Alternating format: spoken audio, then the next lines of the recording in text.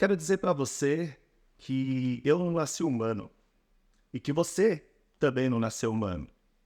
Bom, meu nome é Marcelo Maceu. Eu há muitos anos eu estudo essa questão da condição humana, do que é ser humano, do que é inteligência humana, ainda mais num momento como hoje, onde a gente vive esse florescimento das inteligências artificiais, dos robôs, alguns glorificando, outros amaldiçoando, muitas pessoas preocupadas se vai ou não perder seu emprego, mas é um momento muito propício para a gente se voltar para a nossa questão e pensar, peraí, o que é verdadeiramente, então, um humano? Se a gente está sendo ameaçado por uma questão de inteligência artificial, será que a inteligência humana é tão artificial quanto? Ou será que existe uma inteligência que poderíamos dizer que é genuinamente humana? Então, quando eu falo que a gente não nasce humano, a primeira reflexão que vem é que humano é algo que não nasce pronto em nós.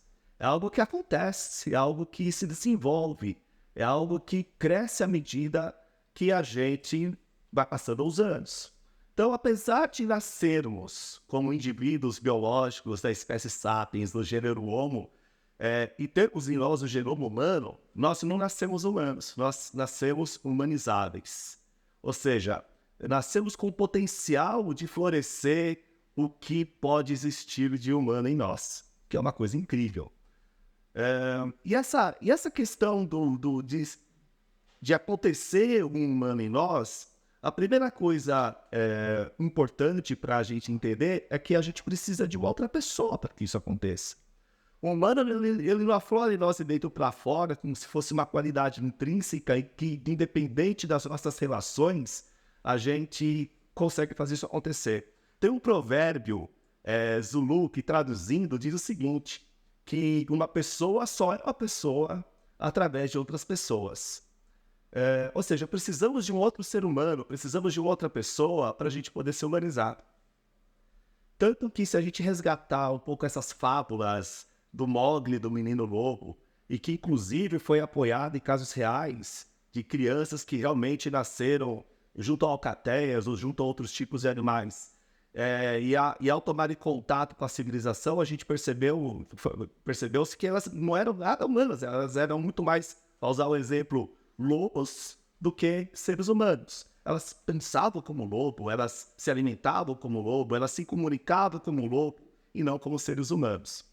Ou seja, a gente precisa interagir, criar um campo, vamos dizer assim, social de interação com uma outra pessoa, um outro ser humano, para que esse humano aconteça em nós. Mas o que acontece nesse espaço? Nesse espaço entre eu e você, existe essa interação, que eu vou chamar aqui de interação social. Ou seja, existe todo um fluxo de conversações onde o que eu falo te impacta, que faz você mudar, e você, ao se recriar, fala outra coisa que me impacta e faz eu mudar. E isso que é interação. Interação é mudar com o outro. É uma dança, na verdade, que acontece na nossa comunicação. E nesse espaço social estão as nossas experiências, estão as nossas memórias, estão todas as nossas emoções que a gente consegue passar à medida que a gente se comunica com outro, à medida que a gente interage com outra pessoa. Então, olha só que interessante, a gente está falando aqui, então, que, na verdade, existe uma espécie de um outro mundo, um mundo social, um cosmos social, que é esse espaço que está entre eu e você, que está no entre nós. E não só entre no sentido de ocupar esse espaço aqui, para a gente poder imaginar, mas principalmente nos transpassando. E quando a gente fala de nos transpassar, tem uma frase muito legal de Norbert Wiener, que criou uma alegoria que forma uma imagem muito interessante para a gente conseguir imaginar algo que estamos falando aqui, que às vezes é difícil de entender. Que ele disse o seguinte, que uma pessoa é como se fosse um redemoinho num rio de água sempre a correr. E essa ideia, essa imagem é fantástica, porque a água, poderíamos fazer a analogia aqui de que a água realmente ela é esse fluxo social, é o campo social, é como se a água fosse essa espécie de matéria desse fluxo social que é onde está todas as nossas experiências, memórias, a nossa cultura, as nossas emoções, é o que acontece nesse espaço entre nós e que nos influencia, inclusive mudando os nossos comportamentos. E está sempre a correr, ou seja, o fluxo ele não é parado, ele não é algo estático, ele é um vídeo em movimento, é algo que está sempre acontecendo. Por isso a ideia da água passando é interessantíssima. E os redemoinhos formam as pessoas. Existe um redemoinho igual ao outro? Não. Da mesma forma, cada pessoa é única. Não existe uma pessoa igual a outra. Mas a matéria, vamos dizer assim, social, da qual essa pessoa é formada, é essa mesma matéria que está transpassando todos os outros. Fractalmente falando, é como se a gente dissesse que em cada redemoinho você tem o rio inteiro. Ou em cada pessoa você encontra todo o universo, ou todo um novo mundo. Então, a partir desse preâmbulo, vamos dizer assim, a gente começa a enxergar que, primeiro, não nascemos humanos, somos humanizáveis. Para nos tornarmos humanos, precisamos de uma outra pessoa, precisamos de um outro ser humano. Por quê? Porque com outro ser humano acontece uma interação social, se revela esse mundo social, que é o que forma a pessoa que vamos nos tornar o que somos.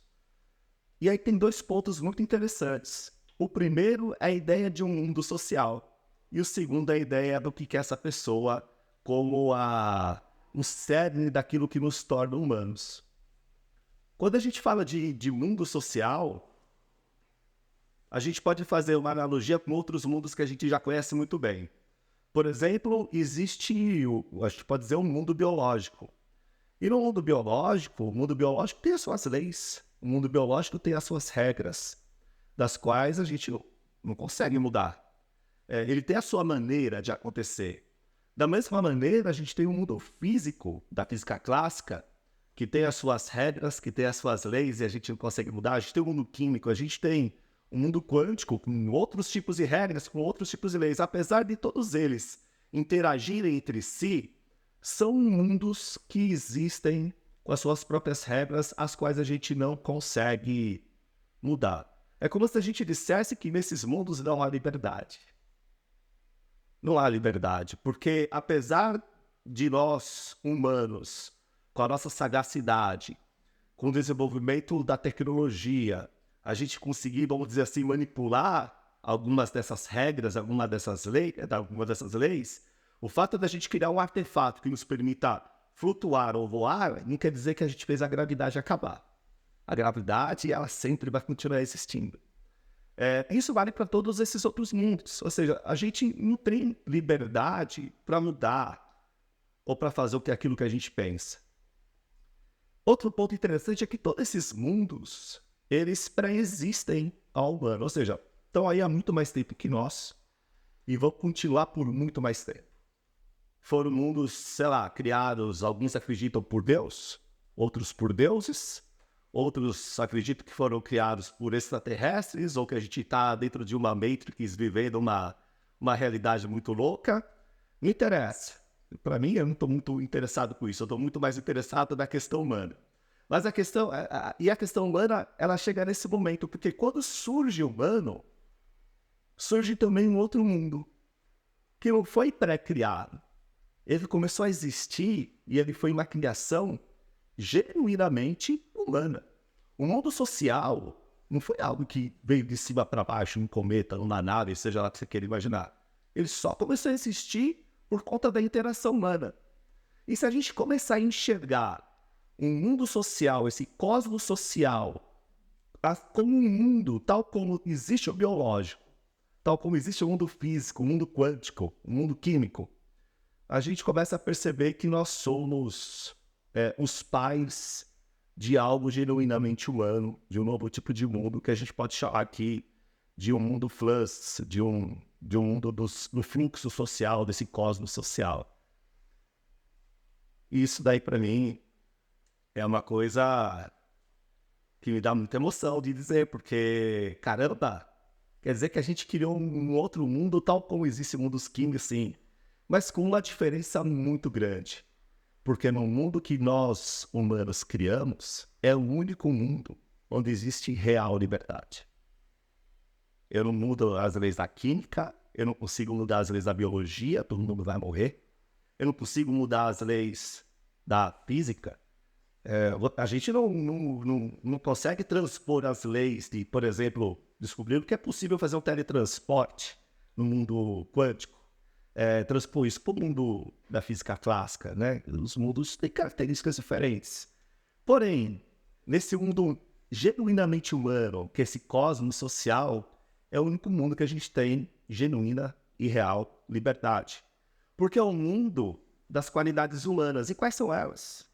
É o mundo da imaginação, é o mundo da criação, é o mundo da invenção, da descoberta, da exploração.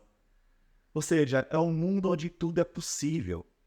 E o fato da gente poder criar um mundo, ou um cosmos, onde tudo é possível imaginar, tudo é possível acontecer, é o que nos dá esse ímpeto, essa sagacidade, essa força de querer fazer as coisas se tornarem-se reais no mundo que a gente vive, dentro das leis que nos aprisionam, vamos dizer assim. Portanto, o cosmos social, esse mundo social, eu acho que é a primeira grande coisa, a primeira grande descoberta da gente começar a enxergar algo que é genuinamente humano. E nesse mundo social, nesse mundo de fluxos, que é onde estão todas as nossas emoções, memórias, a nossa cultura, tudo aquilo que a gente imagina, tá tudo aí, entre nós. Essa água desse rio sempre a correr, vai formando os redemoinhos que são as pessoas, que é a outra grande coisa, acho que é a outra grande visão sobre como entender a humanidade em nós.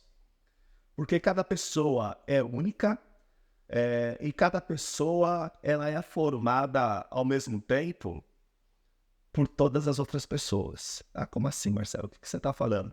Eu quero dizer que pessoa já é rede. E aqui acho que vem um dos pontos muito importantes de tudo aquilo que a gente vem investigando, sei lá, há mais de década a respeito disso, de que a gente se apoia muito na nova ciência das redes para poder dizer de que o que forma essa pessoa não é essa visão de self, vamos dizer assim, ou de personalidade, como a gente tem herdado um conhecimento que a gente aprende por aí. Na verdade, nós somos formados por várias outras pessoas. O que eu quero dizer é que uma pessoa já é rede, no sentido de que, para nós sermos quem somos, é necessário estarmos conectados a vários outros. Lembra que eu falei que para ser uma pessoa precisa de uma outra pessoa, naquele provérbio Zulu? Então, isso quer dizer, ao mesmo tempo, de que dentro de nós trazemos um pouquinho de todas essas outras pessoas às quais estamos conectados. Ou seja, dentro de nós, essa pessoa que somos, era um pouquinho do seu pai, era um pouquinho da sua mãe, era um pouquinho do seu primo, era um pouquinho do seu amigo, e não só desses, mas também no segundo, no terceiro, no quarto, no quinto grau de separação. Ou seja, existem outras pessoas, que é o amigo do amigo do amigo que você nunca ouviu falar, mas que está aqui um pouquinho dentro de você, formando aquilo que você pode chamar de sua personalidade, formando essa visão do eu que você tem. Ah, quem que é o Marcelo? Eu acho que o Marcelo é só eu. Eu sou assim, eu sou assado, e eu sou o único no que eu sou? Não, na verdade eu sou uma colcha de retalhos, eu sou uma metamorfose ambulante, juntando vários pedaços de todo mundo com o qual a gente está conectado. Se a gente imaginar que os redemoinhos possuem conexões, essas conexões têm correnteza, estamos conectados todos uns com os outros. Inclusive, dentro da nova ciência das redes, que é algo que eu investigo bastante, já a gente tem estudos que comprovam que, inclusive, algumas doenças e estados emocionais você traz para você não por conta de você mesmo ter adquirido aquilo, mas porque o amigo do amigo do amigo contraiu. Já foi provado hoje com a nova ciência das redes que, por exemplo, a obesidade ela está relacionada até o terceiro grau de separação. O amigo do amigo do amigo pode estar influenciando seu comportamento propício para a obesidade. E assim com outras doenças. E sabe quantas vezes a gente tem aquela sensação, putz, hoje eu acordei triste. Você acha que você está triste? Não. Às vezes é alguém da sua rede que está passando por um momento forte e você sente. porque nós estamos conectados, porque a sua pessoa traz um pouquinho dessa pessoa também. Então, esse conceito de pessoa tira muito dessa ideia egoísta de individualidade. Tem um psicólogo junguiano que eu vou tentar... Eu não lembro a certa citação dele, mas ele tem algo muito interessante que diz mais ou menos o seguinte, que nós somos fluxo e muitos, e que a gente se encontra ao se perder na multidão. Olha que legal. A ideia que a gente tem sobre se encontrar, e hoje tem essa história que eu não gosto muito de encontrar o seu propósito, sabe? De encontrar para que você nasceu da vida, qual que é o seu dom, seu talento. Depois a gente pode até falar mais sobre isso. Mas a ideia de se encontrar não tá muito menos ligada ao mergulho para dentro de si, com o norte certo, vamos dizer assim, e muito mais ligada com errar no meio da multidão. Porque quando a gente está no meio da multidão, a gente está se encontrando um pouquinho em cada pessoa. Isso é uma ideia muito diferente do que a gente tem hoje sobre o que é personalidade, sobre quem eu sou, sobre o que é esse indivíduo, né? Essa visão de self que nós temos de nós mesmos. Então, a ideia de cosmos social, a ideia de pessoa, eu acho que nos traz já aí alguns elementos que, juntando com outras questões, nos permitem começar a explorar essa nova visão sobre a condição humana como um novo tipo de ciência, inclusive. Eu realmente acredito que há de surgir, espero, um novo tipo de ciência baseado nesses elementos que eu acho que dão base para isso.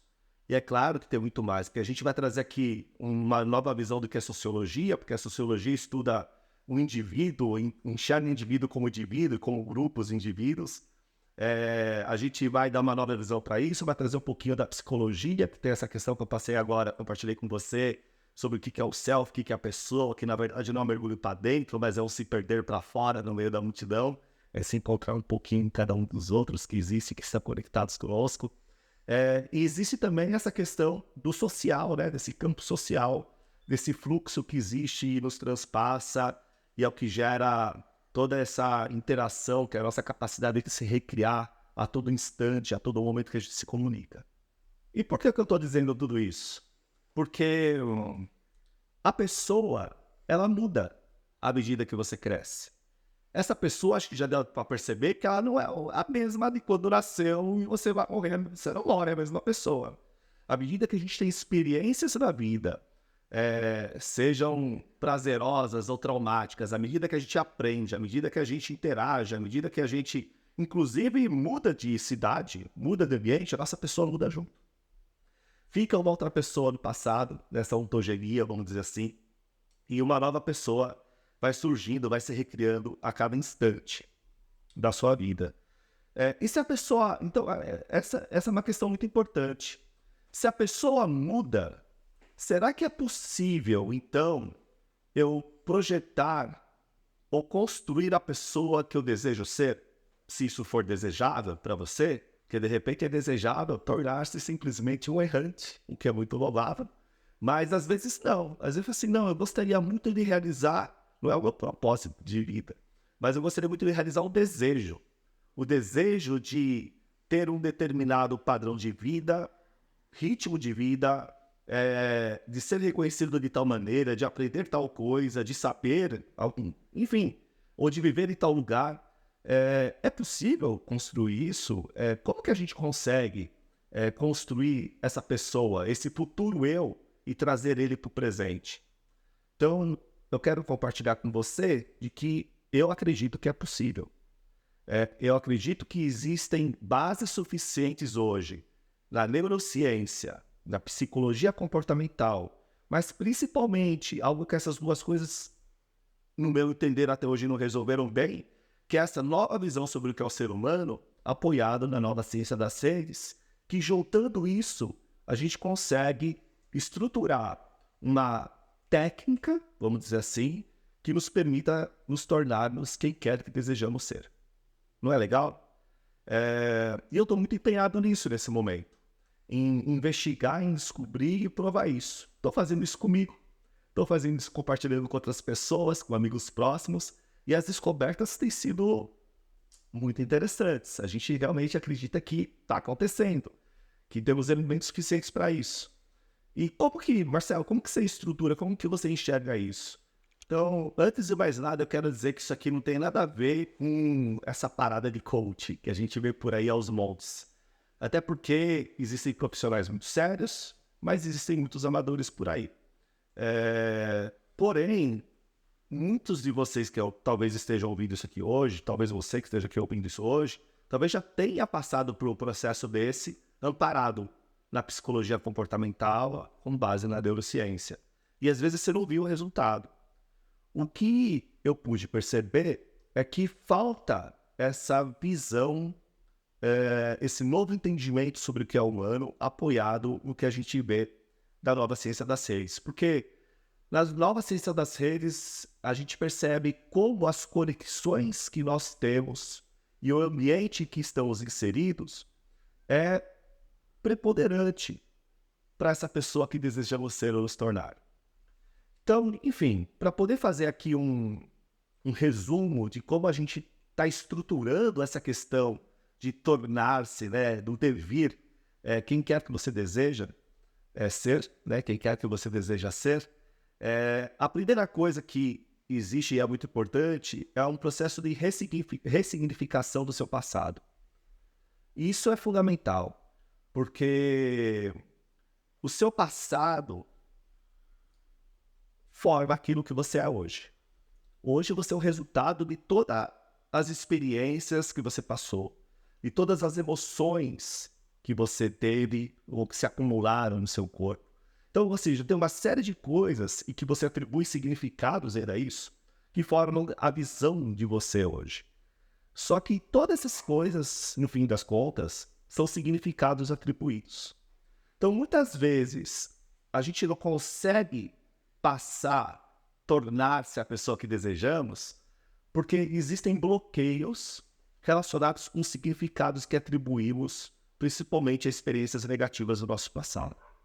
Então, essa estruturação que a gente está criando, a primeira coisa é ressignificar o passado e tem técnica para isso. A gente precisa entender principalmente de que as coisas que aconteceram conosco no passado não aconteceram contra nós, mas na verdade aconteceram para nós, mais no sentido de dádiva, no sentido de aprendizado, no sentido de que isso que aconteceu é o grande gatilho, o impulso para que você possa se tornar quem deseja ser. Segundo, no momento presente, é preciso ter uma atitude afirmativa. Você precisa ter com clareza aquilo que você deseja. Esquece essa história de encontrar o seu propósito, pensando naquilo que você deseja. Por que eu estou falando isso? Porque, às vezes, a experiência, o que você deseja ser daqui a um ano e durante um ano, pode valer para aquele ano e pode não valer mais para daqui 5 anos. Quando você atingiu isso, você quer outra coisa, você quer ter outro tipo de experiência. E essa história de você ficar ligado a um propósito que te persegue a vida inteira não é muito do feitio do ser humano, não. Então, pensa naquilo que você deseja, não interessa o que seja.